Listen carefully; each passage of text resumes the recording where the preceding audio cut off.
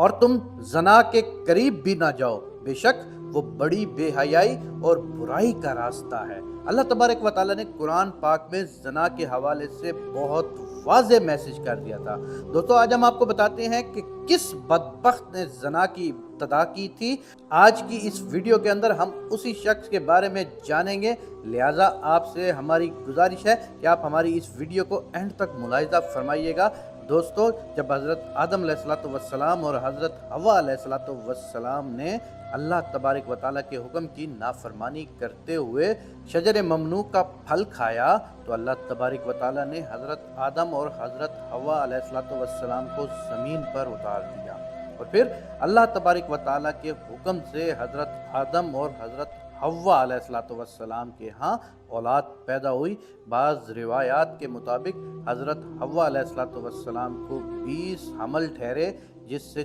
40 بچے پیدا ہوئے، اور ہر حمل کے دوران ایک لڑکا اور ایک لڑکی پیدا ہوا کرتی تھی۔ پیارے دوستو یہ بات یاد رکھیں کہ اس وقت کے قوانین شریعت ہماری آج کی شریعت کے قوانین سے بالکل مختلف تھے۔ حضرت آدم علیہ السلام کے زمانے کے اندر ایک حمل سے پیدا ہونے والے لڑکے کی شادی دوسرے حمل کی لڑکی کے ساتھ کر دی جاتی تھی، جبکہ دوسرے حمل کی لڑکی کی شادی پہلے حمل کے لڑکے سے کی جاتی تھی، اور ایک حمل کے بہن بھائی آپس میں بہن بھائی قرار پاتے تھے۔ پیارے دوستو پھر اسی دوران حضرت آدم علیہ السلام کے ہاں قابیل اور حابیل پیدا ہوئے۔ چنانچہ قابیل کی بہن اکلیمہ بہت زیادہ خوبصورت تھی، جبکہ جو لڑکی حضرت حابیل علیہ السلام کے ساتھ پیدا ہوئی تھی وہ اتنی خوبصورت نہیں تھی۔ چنانچہ جب یہ بچے بڑھ کر جوان ہوئے اور ان کی آپس میں شادی کا وقت آیا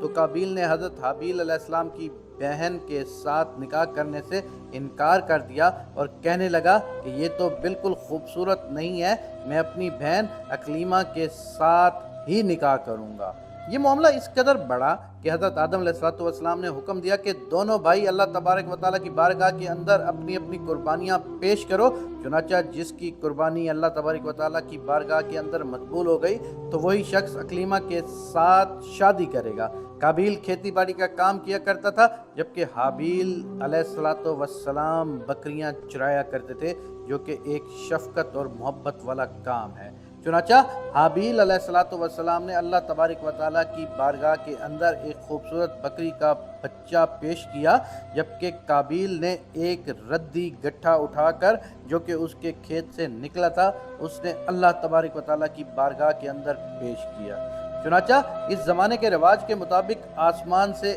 آگ اتری اور اس نے حضرت حابیل علیہ السلام کی قربانی کو نگل لیا، جس پر قابیل کہنے لگا کہ ضرور میرے باپ حضرت آدم علیہ السلام نے حابیل کے لیے دعا کی، جس کی وجہ سے اس کی قربانی قبول ہوئی۔ پھر اسی واقعے کے بعد قابیل نے حضرت حابیل علیہ السلام کو مارنے کی دھمکی دی۔ روایات کے اندر آتا ہے کہ حضرت حابیل علیہ السلام قابیل سے زیادہ طاقتور تھے، لیکن آپ نے اللہ تبارک و تعالیٰ کے خوف کی وجہ سے فرمایا کہ اگر تم مجھے قتل کرو گے تو میں تمہاری طرف تمہیں قتل کرنے کے لیے ہاتھ نہیں بڑھاؤں گا، میں چاہتا ہوں کہ قیامت کے دن تم میرے گناہ کے ساتھ آئے۔ چنانچہ ایک دن قابیل نے غصے میں آ کر حضرت حابیل علیہ السلام کے سر پر پتھر مارا، جس سے آپ کی موت واقع ہو گئی۔ چنانچہ حضرت حابیل علیہ السلام کو قتل کرنے کے بعد قابیل بہت پریشان ہوا اور حضرت حابیل علیہ السلام کی لاش کو اپنے کندھوں پر اٹھائے کئی ماہ تک مارا پھرتا رہا۔ پھر اللہ تبارک و تعالیٰ کے حکم سے 2 کوے آئے اور ان دونوں نے قابیل کے سامنے جھگڑا کیا۔ چنانچہ ایک کوے نے دوسرے کو مارا اور پھر اس نے زمین کھرید کر دوسرے کو اس کے اندر ڈال کر اس کے اوپر مٹی ڈال دی۔ چنانچہ قابیل نے جب کوے کو دیکھا تو افسوس کرنے لگا، میں اپنے بھائی کی لاش کو چھپا بھی نہ سکا۔ چنانچہ پھر اس نے بھی اسی طرح سے حضرت حابیل علیہ السلام کی لاش کو زمین کے اندر دفن کر دیا، اور قابیل اپنی بہن اکلیمہ کو لے کر وہاں سے چلا گیا، کیونکہ مسلسل شیطان اس کے پاس آتا رہا اور اس کو اس بات سے ڈراتا تھا کہ تمہارا باپ تمہیں قتل کر دے گا۔ لہٰذا وہ اپنی بہن کو لے کر وہاں سے دور کہیں جا کر وادیوں کے اندر بس گیا۔ اس واقعے کے بعد حضرت آدم علیہ السلام بہت زیادہ مغموم رہا کرتے تھے اور اللہ تبارک و تعالیٰ سے دعا کرتے تھے کہ یا اللہ مجھے وارث عطا فرما۔ چنانچہ اسی دوران آپ کو حضرت شیش علیہ السلام کی بشارت ملی۔ چنانچہ حضرت شیش علیہ السلام جیسے ہی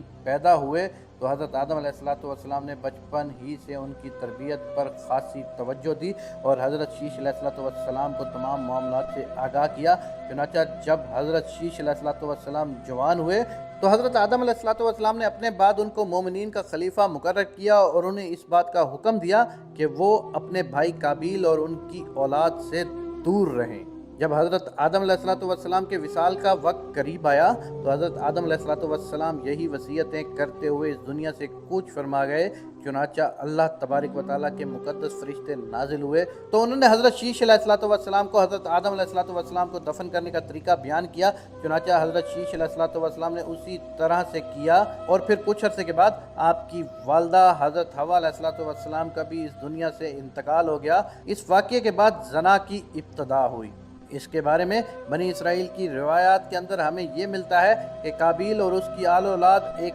وادی کے اندر رہا کرتے تھے۔ چنانچہ ایک دن شیطان ان کے پاس ایک غلام کی صورت میں آیا اور اجرت پر کام کرنے لگا۔ چنانچہ تھوڑا عرصہ گزرنے کے بعد اچانک وہ غلام عجیب و غریب کام کرنے لگا، طرح طرح کے اور نئے نئے لباس تیار کرنے لگا اور گانے بجانے والوں کی طرح بھی حرکت کرنے لگا اور ان کو ایسی آوازیں سنائی تھیں جو ان آلات پر جو انہوں نے آج سے پہلے کبھی نہ سنی تھی۔ چنانچہ وہ لوگ جو پہلے ہی حق سے دور تھے وہ اور فسق و فجور کے اندر مبتلا ہو گئے اور انہوں نے اپنا ایک دن عید کا مقرر کیا جس کے اندر ان کی تمام عورتیں برہنہ لباس پہن کر اور زمانہ جاہلیت کی عورتوں کی طرح نیم اور یاں لباس پہن کر آتی تھی اور مردوں سے اختلاط کیا کرتی تھی۔ پیارے دوستو، حضرت شیش علیہ السلام کے ساتھ رہنے والے مومنین دور سے ہی ان گانے باجوں اور مزامیر کی آوازوں کو سنا کرتے تھے۔ چنانچہ ایک دن ان میں سے ایک شخص کے دل کے اندر خیال آیا کہ کیوں نہ میں جا کر دیکھوں کہ آخر یہ ہے کیا معاملہ۔ چنانچہ اس شخص نے چوری چھپے وہاں سے ہجرت اور عید کے دن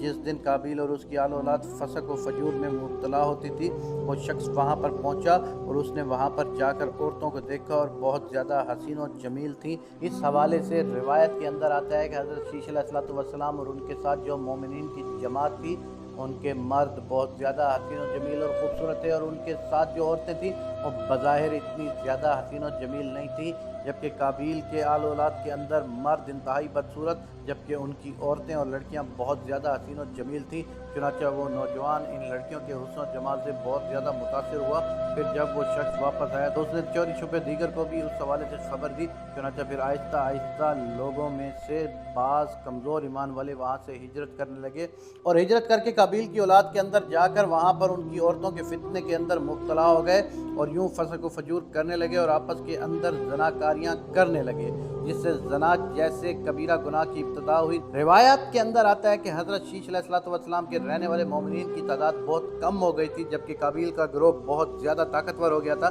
چنانچہ وہ اپنی بستیوں کے اندر بھی فتنہ فساد پھیلاتے اور اپنی بستیوں سے باہر نکل کر بھی حضرت شیش علیہ السلام کے ساتھ رہنے والے مومنین کو قتل کرتے اور ان کو طرح طرح کی تکلیفیں اور ایذائیں دیا کرتے تھے۔ یہ تمام روایات بنی اسرائیل سے لی گئی ہیں جس کے بارے میں حضور اکرم صلی اللہ علیہ وسلم نے ارشاد فرمایا کہ جب تم بنی اسرائیل کی روایات میں سے کوئی روایت سنو تو نہ اس کی تصدیق کرو اور نہ اس کی تردید کرو، بلکہ یہ کہو کہ جو کچھ اللہ تبارک و تعالیٰ نے نازل کیا ہے ہم اس پر ایمان لائے۔ پیارے دوستو، اگر حقیقت حال پر غور کیا جائے تو زنا کی ابتدا اسی وقت سے ہوئی تھی کہ جب قابیل اپنی بہن اکریمہ کو لے کر وہاں سے رخصت ہوا تھا اور اپنی بہن اکلیمہ کے ساتھ ناجائز رسم و رواج قائم کر کے اس نے اپنی آل اولاد پیدا کی تھی۔ اللہ تبارک و تعالیٰ سے دعا ہے کہ اللہ تبارک و تعالیٰ تمام مومنین و مسلمان کو زنا جیسی لعنت سے ہمیشہ ہمیشہ کے لیے محفوظ رکھیں۔